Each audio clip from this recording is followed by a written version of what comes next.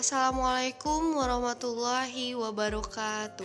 Selamat pagi teman-teman. Apa kabarnya hari ini? Semoga selalu dalam keadaan sehat dan selalu dalam perlindungannya.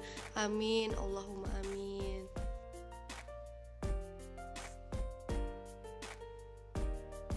Sebelum dimulai, mari kita ucapkan basmalah bersama-sama. Bismillahirrahmanirrahim.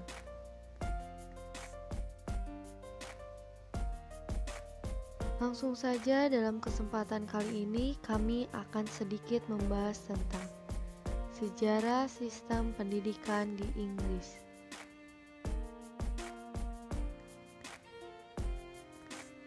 Sebelum lanjut ke pembahasan inti, di sini apakah ada yang sudah tahu bagaimana sejarah sistem pendidikan di Inggris? Sejarah pendidikan di Inggris.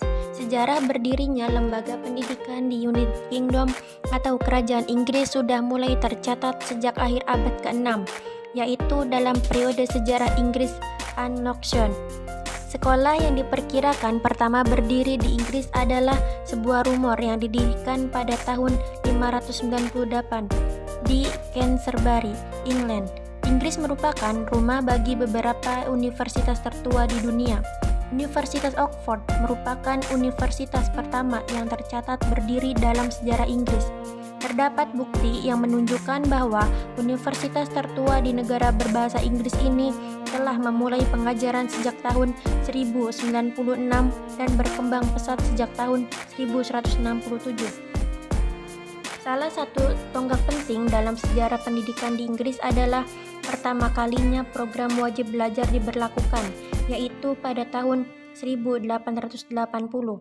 Wajib belajar diberlakukan pada waktu itu hanya untuk anak berusia 5-10 tahun. Batas akhir usia wajib belajar kemudian bertambah secara bertahap dan mencapai usia 14 tahun pada tahun 1918.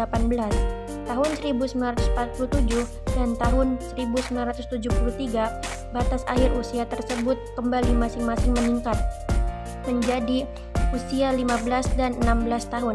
Dengan diberlakukannya Undang-Undang Education and Skills Act 2008 mulai tahun 2013 sampai dengan tahun 2015, batas akhir usia belajar tersebut akan bertahap meningkat menjadi 18 tahun. Inggris adalah negara bagian terbesar dan terpadat penduduknya dari negara-negara bagian lain yang membentuk menjadi satu dalam Persatuan Kerajaan Britania Raya atau United Kingdom of Great Britain. Selain Inggris, dalam Britania Raya tersebut terdapat pula negara lain, yaitu Skotlandia, Wales, dan Irlandia Utara, sehingga seringkali nama Inggris disamakan dengan keseluruhan negara tersebut atau disamakan dengan United Kingdom. United Kingdom adalah negara dengan sistem demokrasi parlementer. Pemerintahan pada dasarnya dibentuk melalui partai politik yang memenangkan dukungan mayoritas di parlemen, khususnya di House of Commons. Sudah cukup lama, partai besar yaitu Partai Buruh dan Partai Konservatif secara bergantian memenangkan pemilihan dan memimpin pemerintah. Perdana Menteri biasanya adalah pimpinan partai yang menang dalam pemilihan dan bertanggung jawab membentuk kabinet. Menteri Negara Urusan Pendidikan dan Ilmu Pengetahuan sebagai pimpinan politik Departemen Pendidikan dan Ilmu Pengetahuan adalah Menteri Kabinet yang bertanggung jawab atas pendidikan di England dan atas perguruan tinggi di seluruh Britania Raya atau Great Britain, England, Wales, Scotland, dan Northern Ireland. Struktur dan jenis pendidikan. Pendidikan formal. Pendidikan formal merupakan pendidikan yang diselenggarakan di sekolah-sekolah pada umumnya. Jalur pendidikan ini mempunyai jenjang pendidikan yang jelas, mulai dari pendidikan dasar, pendidikan menengah, sampai pendidikan tinggi. Begitupun pendidikan nonformal. Pendidikan nonformal adalah jalur pendidikan di luar pendidikan formal yang dapat dilaksanakan secara terstruktur dan berjenjang. Pendidikan formal.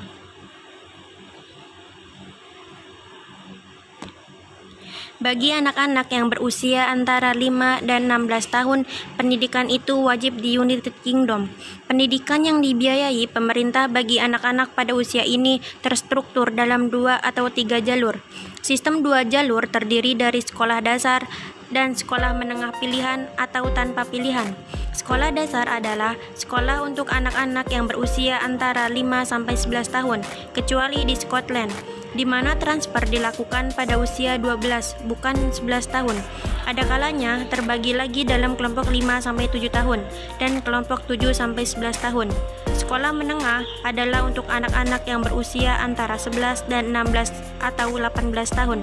Sistem 3 jalur terdiri di sekolah pertama adalah bagi anak-anak yang berusia 5 sampai 8 atau 9 tahun. Sekolah menengah bagi anak berusia antara 8 sampai 12 atau 9 sampai 13 tahun, dan sekolah tingkat atas biasanya non-selektif bagi anak-anak berusia antara 12 atau 13 sampai 16 atau 18 tahun. Pendidikan bagi anak-anak yang telah tamat dari pendidikan dasar menengah dapat dikelompokkan dalam 2 kategori.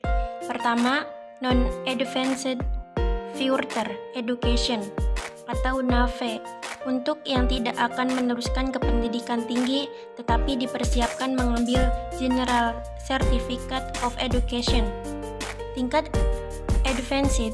Dan kategori kedua, ada pendidikan tinggi yang otonom yang diselenggarakan dengan dana pemerintah dan perguruan tinggi yang diselenggarakan oleh LEIS yang sebagian dikenal dengan politeknik.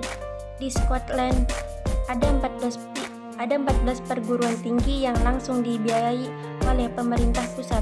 Banyak LEIS yang menyelenggarakan kedua jenis pendidikan ini. Universitas dan politeknik adalah pusat pendidikan untuk memperoleh titel dan penelitian. Politeknik kuat dalam pendidikan part-time dan melayani terutama mahasiswa berusia 21 tahun ke atas.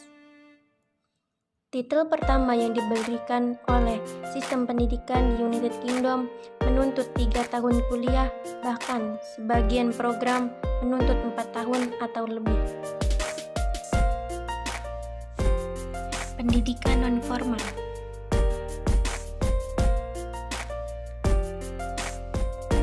Berbagai program untuk orang dewasa dan continuing education diselenggarakan oleh LEIS, jurusan-jurusan ekstra universitas, dan badan-badan tertentu seperti Asosiasi Pendidikan Para Pegawai.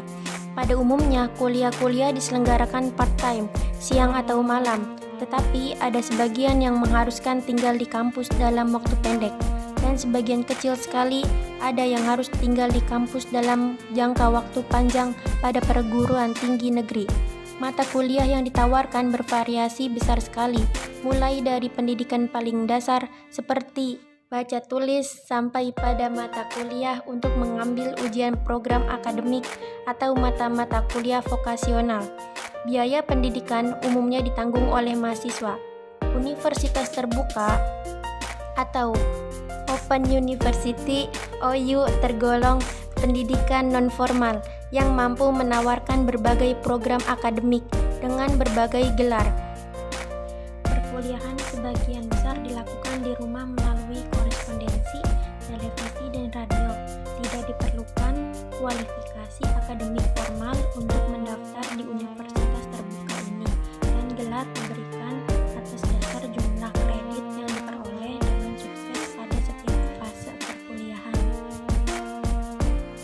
Kurikulum dan metodologi pengajaran di Inggris.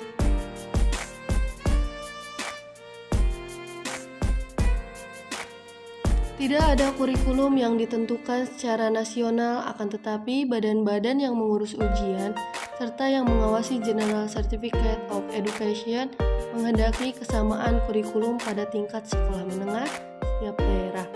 Dalam prakteknya, tanggung jawab atas kurikulum sekolah negeri terletak pada guru-guru sendiri, walaupun IEAS juga bertanggung jawab secara umum. Inspektur Pendidikan, Her Majesty Inspector of School, bertanggung jawab kepada pendidikan atas pengawasannya terhadap sekolah negeri dan swasta, memeriksa dan melaporkannya, serta memberikan saran dan nasihat kepada sekolah. Dan IEAS juga mempunyai inspektur, penasihat, dan perencana-perencana sendiri untuk membantu sekolah yang berada di bawah wewenangnya. Dan IEAS juga membentuk pusat pertemuan guru-guru sebagai tempat bagi mereka untuk bekerja, menyusun, dan mengembangkan kurikulum serta kegiatan in-service training. Dari segi kurikulum, sekolah-sekolah di Inggris menggunakan kurikulum nasional, national curriculum. Kurikulum nasional ditentukan oleh Dewan Pengembangan Kurikulum Sekolah, School Curriculum Development Council, ECDC, khususnya untuk sekolah pada pendidikan dasar dan pendidikan menengah. Semula, Dewan Pengembangan Kurikulum masih menjadi satu dengan Dewan Ujian Nasional, yakni dalam satu wadah yang bernama The School Council for Curriculum the Examination. Namun, sejak tahun 1982, lembaga tersebut dipecah menjadi dua. Dewan Pengembangan Kurikulum Sekolah tidak mudah dan seenaknya saja mengganti kurikulum pendidikan. Pendidikan kurikulum akan selalu melibatkan banyak pakar yang sungguh berkompeten di bidangnya.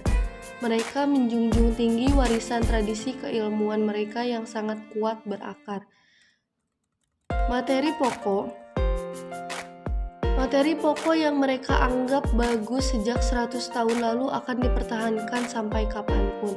Sementara, bidang-bidang baru yang akan diajukan untuk dimasukkan ke dalam kurikulum nasional harus melewati prosedur yang panjang. Prosedur tersebut dimulai dari usulan kepala sekolah di suatu wilayah yang didukung oleh beberapa sekolah lainnya. Lalu, bersama-sama mereka mengajukan ke The Office for Standards in Education, Children's Service and Skill. Kantor ini bersifat semi-otonom karena tidak dibawahi oleh pemerintah, melainkan berdiri mandiri di bawah penunjukan Queen Elizabeth. Selanjutnya, Ofsted akan mengajak School Curriculum Development Council (ECDC) untuk mengembangkan kurikulum. Hasilkan kemudian diusulkan oleh Ofsted kepada Menteri Pendidikan. Setelah Menteri Pendidikan menerima hal yang sama akan terjadi kembali, Menteri akan menyampaikan rencana perubahan kurikulum nasional ke jenjang struktural di bawahnya, hingga sampai ke kepala sekolah. Prosedur memakan waktu sekitar 1 tahun. Prosedur ini ternyata sangat birokratis namun sekaligus memperhatikan tertib organisasi yang mereka jalankan. Dengan demikian, prosedur yang mereka jalankan memperlihatkan adanya pola bottom up dalam pembaharuan kurikulum di Inggris. Pembaharuan kurikulum pendidikan itu diusulkan dari akar rumput, yaitu para ujung tombak penyelenggara pendidikan. Kurikulum nasional yang disusun oleh Ofsted bersama dengan ECDC berisi 12 pelajaran. Pelajaran inti adalah English, Matematik, and Science yang wajib dipelajari oleh siswa umur 5-15 tahun. Mata pelajaran lain yang wajib dipilih satu atau lebih untuk dipelajari para siswa adalah Art and Design, Citizenship, Design and Technology, Geography, History, Information and Communication Technology, Modern Foreign Language, Musik, dan terakhir adalah Physical Education. Seringkali sekolah menambah pelajaran selain yang berada di atas. Adapun pelajaran yang diajarkan di sekolah tetapi tidak diatur dalam undang-undang negara adalah pelajaran Religious Education, Career Education, dan Sex Education. Pada jenjang pendidikan tinggi terdapat program pascasarjana yang dapat diikuti oleh lulusan ujian A-levels atau lulus dari Sixth Form College. Seseorang yang telah lulus tadi akan dengan mudah bisa masuk perguruan tinggi dan menjadi mahasiswa selama 3 atau 4 tahun. Mereka yang masuk PT telah berumur 18 tahun, sedangkan Untuk calon mahasiswa internasional harus dapat fasih berbahasa Inggris dengan skor nilai minimal TOEFL 550 dan EIFL 6,0. Tahun ajaran PT di Inggris dibagi dalam 2 atau 3. Mahasiswa mengambil jurusan yang sesuai dengan minat yang ingin dipelajari dan dikembangkannya. Gelar sarjana akan diberikan jika mereka telah menyelesaikannya. Program pascasarjana dapat diikuti oleh mereka yang telah lulus sarjana, umumnya berusia di atas 21 tahun. Program pascasarjana ditempuh dalam waktu 2 tahun. Mahasiswa harus menyelesaikan tugas mata kuliah, menulis tesis, dan mengikuti ujian akhir. Mahasiswa pascasarjana dapat meneruskan program doktor, gelar master atau MBA. Dianugerahkan setelah usai menempuh seluruh mata kuliah, tesis, dan ujian akhir. Gelar pascasarjana tradisional biasanya di bidang arts dengan sebutan MA, sedangkan di bidang sains dengan sebutan MSc. Penelitian pendidikan di Inggris.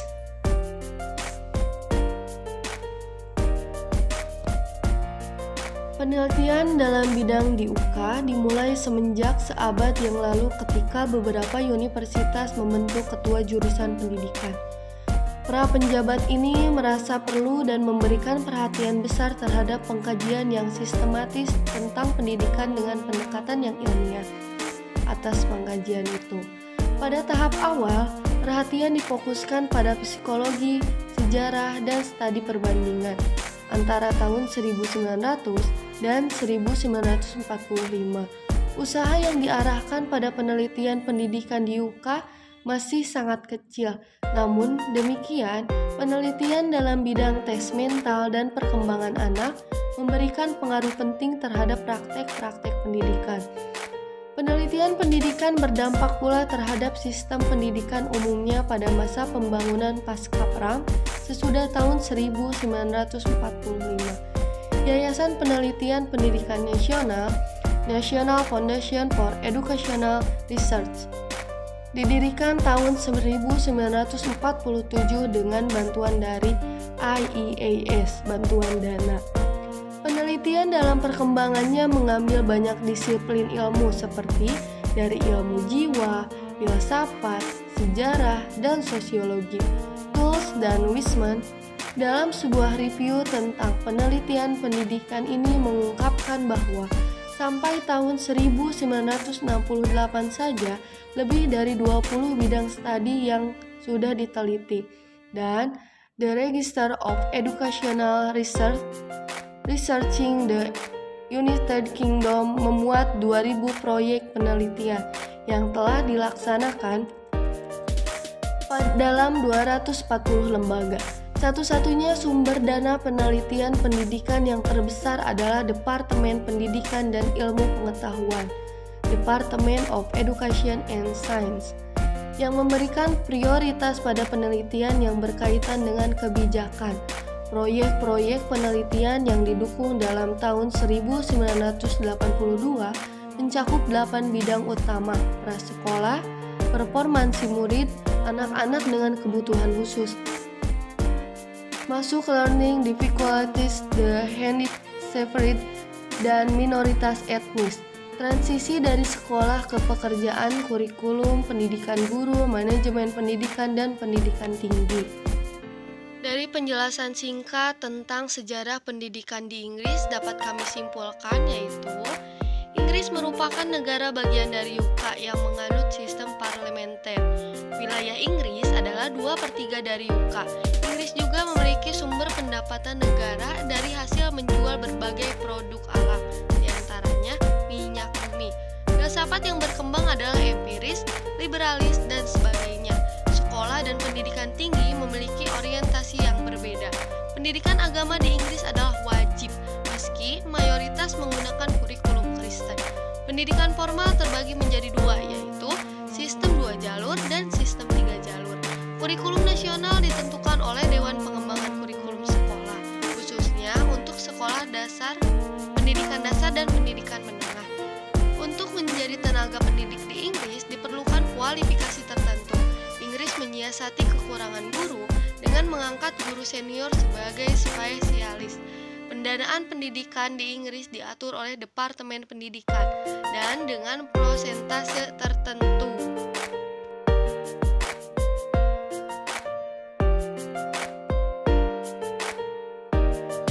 Mungkin hanya itu yang bisa kami sampaikan.